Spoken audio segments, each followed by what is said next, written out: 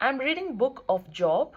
Chapter 1, Chapter 2 मैले finish गरेको छु, जसलाई अयुब पनि भन्छ नेपालीमा यो बुक अफ जबलाई in Bible. And I thought of sharing जुन चाहिँ चिज चाहिँ मलाई इन्ट्रेस्टिङ लाग्यो है. च्याप्टर 1 मा चाहिँ मलाई इन्ट्रेस्टिङ चिज चाहिँ के लागेको भन्दाखेरि चाहिँ अयुबको एकै दिनमा भएको हरेक धन सम्पत्ति है, हरेक चिज चाहिँ खत्तम हुन्छ.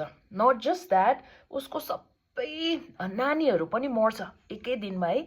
अनि त्यति बेला चाहिँ अयुबले रुको छ, ओरेको छ, तर इन्ट्रेस्टिङ चिज चाहिँ के लागेको भन्दाखेरि चाहिँ उसले घोप्टो गरेर चाहिँ praise be the name of God भनेको छ. प्रभुको नाम चाहिँ दामी नै होस्, प्रेज नै होस्, धन्यवाद भनेर नै चढाएको छ है.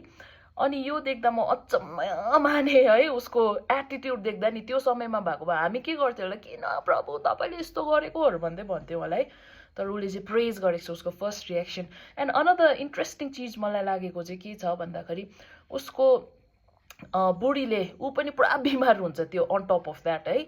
अब ओभरै डरलाग्दो डिफिकल्ट सिचुएसनमा हुन्छ उसको बडी. अनि बुढीले चाहिँ अब त्यो अवस्था देखेर पनि होला नि, तिमीले चाहिँ किन आफ्नो इन्टिग्रिटीलाई चाहिँ पक्रिरहेको, तिमी कर्स गर गडलाई अनि मर भनेर भन्छ है. अनि त्यति बेला उसले आफ्नो बुढीलाई गाली गरेको पनि छ.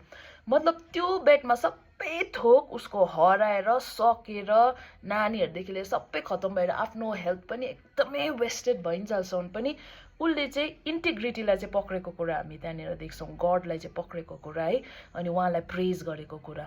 अनि यो चिज मैले सुन्दै गर्दा चाहिँ म चाहिँ एकदम इन्सपायर हुँदै थिएँ. उसको एटिट्युड चाहिँ कस्तो खतरा रहेछ है, लास्टसम्म नै होल्ड अन गरेको. And I was so inspired and thought of sharing it with you.